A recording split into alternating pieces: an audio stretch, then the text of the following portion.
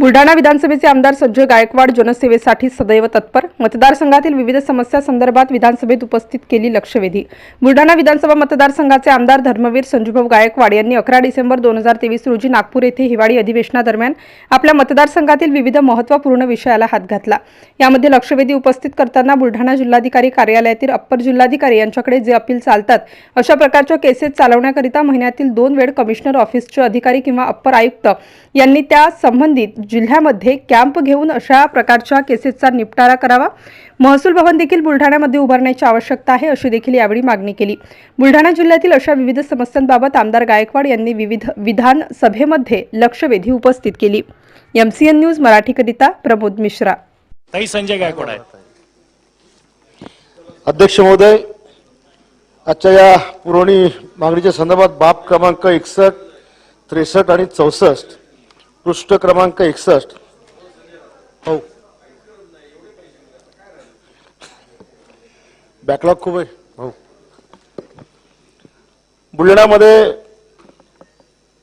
जिल्हाधिकारी कार्यालय म्हणजे ऍडिशनल कलेक्टरांकडे जे अपील चालतात आणि त्याचे निकाल लागतात, निकालानंतर शेतकऱ्यांशी संबंधित असणारे ते निकाल किंवा निवडणुकीसंदर्भात असणारे ते निकाल त्याचं अपील होते अमरावतीला। आणि मग 200 किलोमीटर अंतरावरून या सगळ्या अपिलार्थींना अमरावतीच्या कमिशनर ऑफिसला त्या ठिकाणी जावं लागते आणि बराचसा वेळ पैसा हा त्याच्यामध्ये त्या लोकांचा जातो। पूर्वी प्रथा अशी होती की अशा प्रकारच्या केसेस चालवण्याकरता महिन्यातनं 2 वेळेस कमिशनर ऑफिसचे अधिकारी किंवा अप्पर आयुक्त हे त्या जिल्ह्यामध्ये जायचे आणि त्या ठिकाणी अशा प्रकारचे कॅम्प घेऊन त्या केसेस काढायचे। त्याच्यामुळे एका अधिकाऱ्याला येणं गाव इकडे फार कठीण नाहीये, पण हजारो लोकांना तिकडे जाणं याच्यामध्ये पैसा वेळ सगळ्या गोष्टीचा त्रास त्या लोकांना होतो आणि म्हणून ते पूर्ववत न्यायालय या जिल्हा ठिकाणी चालू करावं अशी माझी मागणी आहे। महसूल भवन बुलढाण्यामध्ये उभारण्याची आवश्यकता आहे, कारण सगळ्या वेगळे विभाग आहेत। शेतकरी असतील, गोरगरीब असतील, बेरोजगार असतील, सर्वांना जायला खूप त्रास त्या ठिकाणी होतो आणि महसूल भवन त्या ठिकाणी उभारावं अशी एक मागणी माझी आहे। ई क्लासवरील झोपडपट्टींचा विषय खूप गंभीर संपूर्ण राज्यामध्ये झालेला आहे। हा काही एका मतदारसंघाचा विषय नाही। 2016 सुप्रीम कोर्टाने एक सायटेशन निकाल दिला आणि त्या केस लॉच्या मुळे आता 50 वर्षापूर्वीची जी झोपडपट्टी गायरान किंवा ई क्लासवर असेल त्या लोकांना आता घर त्या ठिकाणी देता येत नाही, कारण सुप्रीम कोर्टाच्या अडचण आहे। आणि म्हणून शासनाने यामध्ये पाठपुरावा कोर्टाकडे मागणी करायला पाहिजे की जे आज लोक 2016च्या पूर्वी तिकडे आहे त्यांना किमान आपण नियमाकुल करू शकलो पाहिजे। अशा प्रकारची मागणी शासनाने न्यायालयाकडे करावी, माननीय उच्च न्यायालयाकडे करावी अशा प्रकारची माझी त्या ठिकाणची मागणी आहे। आणि वन विभागाच्या बाबतीमध्ये महाराष्ट्र शासनाने राजपत्र साधारण क्रमांक 45 दिनांक 14/2023 नुसार वन्य प्राण्याने झालेल्या रस्ते अपघातात आणि मृत झालेल्या लोकांना नुकसान भरपाई मिळण्याची तरतूद या वर्षीपासून बंद केली।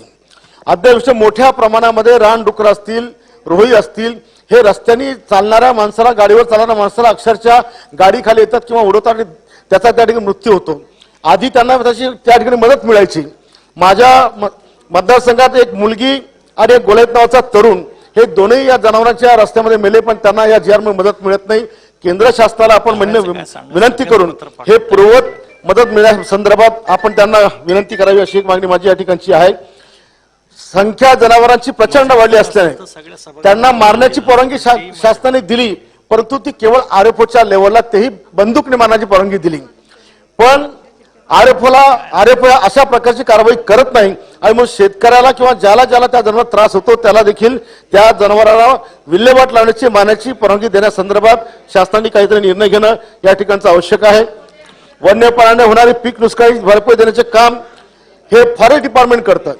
एका वनपालाकडे 25 ते 30 गाव असतात आणि मग तो ते सर्वे करू शकत नाही आणि म्हणून हे पंचनामे करण्याचं काम जर कृषी विभागाकडे दिलं, कारण कृषी विभागाचा एक कृषी सहाय्यक हा प्रत्येक गावामध्ये असतो आणि हे जर आपण याच्याकडे सोपवलं तर सरळ ताबडतोबीनं हे सगळे पंचनामे लवकर होऊन शेतकऱ्यांना आर्थिक मदत त्या ठिकाणी मिळू शकते।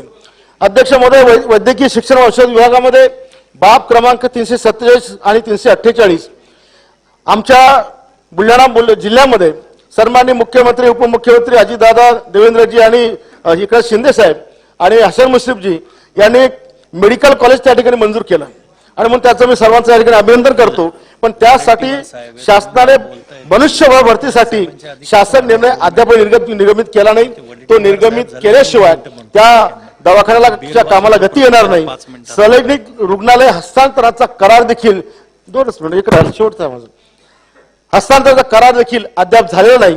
संबंधित वैद्यकीय विद्यालयासाठीची उपकरणे व यंत्रसामग्री खरेदी करण्याचा शासनाचा निर्णय हा देखील अद्यापपर्यंत प्रलंबित आहे. सदर संस्थेसाठी अद्यापपर्यंत लेखाशीर्ष मंजूर करण्यात आला नाही. हे देखील बाब मी आपल्या समोर या ठिकाणी ठेवत आहे. सद्यस्थितीत संस्थेसाठी केवळ अधिष्ठाता या एकमेव पदासाठी नियुक्ती करण्यात आली आहे. इतर लिपक वर्गीय प्रशासकीय अधिकारी याची स्थापना करण्यात आलेली नाही. आणि अध्यक्ष महोदय, संपूर्ण महाराष्ट्राकरता एक महत्वाचा असलेला नगरपालिका विभागाचा विषय आहे. बाब क्रमांक 110, 12, 113, 115, 116, 117, 120, 137, 128, पृष्ठ क्रमांक 63. संपूर्ण राज्यामध्ये नगरपालिकांच्या माध्यमातून केली जाणारे कामाचं टेक्निकल सँक्शन हे MGP कडे किंवा PWD कडे केलं जातं आणि त्याच्यामध्ये वर्गवारी करताना 50 लाखापर्यंत असेल तर नगरपालिका करते, पुढच्या 1,50 लाख ते 2 कोटीपर्यंत PWD कडे MGP करते, त्याच्या पुढे AC कडे, त्याच्या पुढे C कडे हे प्रकरण जातात. आणि या सगळ्या प्रकाराचे नगरपालिकेला करोडो रुपये, कुठे 2%, कुठे 1.5% अशा प्रकारचे पैसे भरावे लागतात आणि ही रक्कम करोडोमध्ये जाते. आणि त्याच्यामुळे नगरपालिका प्रत्येक ठिकाणची आर्थिक स्थिती बरोबर नसल्यामुळे त्या डबघाईस आल्यात आणि त्याकरता ही प्रक्रिया जर नगरपालिका संचालनालय मुंबई याच्या लेवलवर जर केली आणि त्याची वर्गवारी करून जर अमाऊंट ठरवून त्याने दिली तर निश्चितपणे नगरपालिकेचे करोडो रुपये वाचतील आणि नगरपालिका त्या ठिकाणी चांगल्या स्थितीमध्ये येतील. शेवटचा मुद्दा माझा असं मध्ये, मागच्या काळामध्ये आयुर्विमा महामंडळाला नगरपालिकेने कर्ज घेतलेली होती. ती कर्जफेड नगरपालिका करू शकल्या नाही आणि म्हणून नगरपालिकेच्या कर्मचाऱ्यांच्या सहाय्यक अनुदानातून 2033 पर्यंत ही रक्कम वसूल करण्यासंदर्भात शासन निर्णय झालेला आहे. तो कर्मचाऱ्यावर अन्यायकारक झालेला आहे. अशा प्रकारची वसुली कर्मचाऱ्यांच्या अनुदानातून जर केली पगाराच्या तर निश्चितपणे कर्मचाऱ्यांचे पगार होणार नाही. खूप मोठा असंतोष त्यांच्यामध्ये होईल, त्यांचा परिवार चालणार नाही. या संदर्भात शासनाने सकारात्मक निर्णय घेऊन हा अन्यायकारक GR हा रद्द करावा ही मागणी या ठिकाणी करतो. आपण मला बोलण्याची संधी दिली, आपले आभार मानतो. धन्यवाद.